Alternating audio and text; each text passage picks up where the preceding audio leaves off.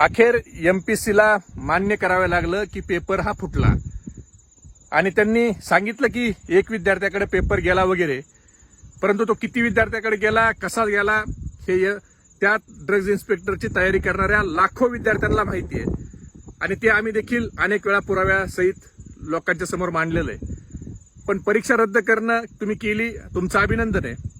परंतु सरकारला, देवेंद्र फडणवीसांना मला विनंती करायची आहे की परीक्षा रद्द करणं हे पेपर फुटीचा जो गंभीर आजार झालाय त्या आजारावरचं हे मलमपट्टी आहे.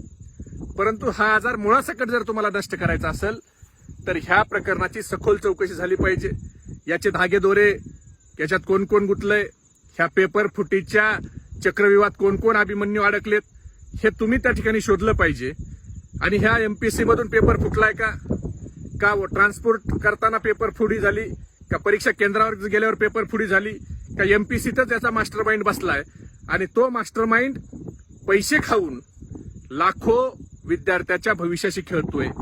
आज परीक्षा रद्द झाली, उद्या परीक्षा द्यायची, परंतु त्या लाखो विद्यार्थ्याचं काय द्यावा भाऊ, ज्यांनी कष्ट घेतले, मेहनत घेतली आणि त्यांच्या कष्टाचं, मेहनतीचं, वेळेची किंमत कोण मोजणार आहे? त्यांना झालेल्या मानसिक त्रासाची किंमत कोण मोजणार आहे? म्हणून वारंवार ही पेपर फुटी होऊ द्यायचं नसेल तर याचं चांगलं ऑपरेशन हे सरकारला करावं लागणार आहे. मग त्याच्यात सरकारचे काही प्रतिनिधी सापडले तरी त्यांना पाठीशी घालता कामा नये. आमची राज्याच्या मुख्यमंत्री देवेंद्र फडणवीसांच्याकडून अपेक्षा आहे की तुम्ही याची सर्जरी अशी केली पाहिजे की परत इथून पुढे कोणाचीही पेपर फोडायची हिंमत झाली नाही पाहिजे आणि या महाराष्ट्रात कोणताही पेपर फुटू नये.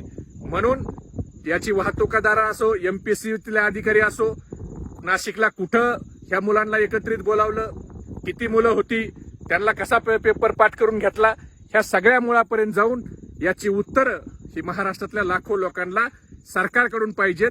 आणि सरकार हे किंमत ही ज्यांनी पेपर फोडलाय त्याला मोजायला लावील अशी माफक अपेक्षा आमची आहे. पण जर सरकारनं फक्त ही मलमपट्टी करून त्या ठिकाणी चौकशीपासून पळ काढला तर सरकारला देखील ह्या विद्यार्थी येणाऱ्या काळात किंमत मोजायला लावतील हे सरकारने लक्षात ठेवावं. कारण विद्यार्थ्याला गृहीत धरू नका, या राज्यातल्या, देशातल्या युवकाला गृहीत धरू नका.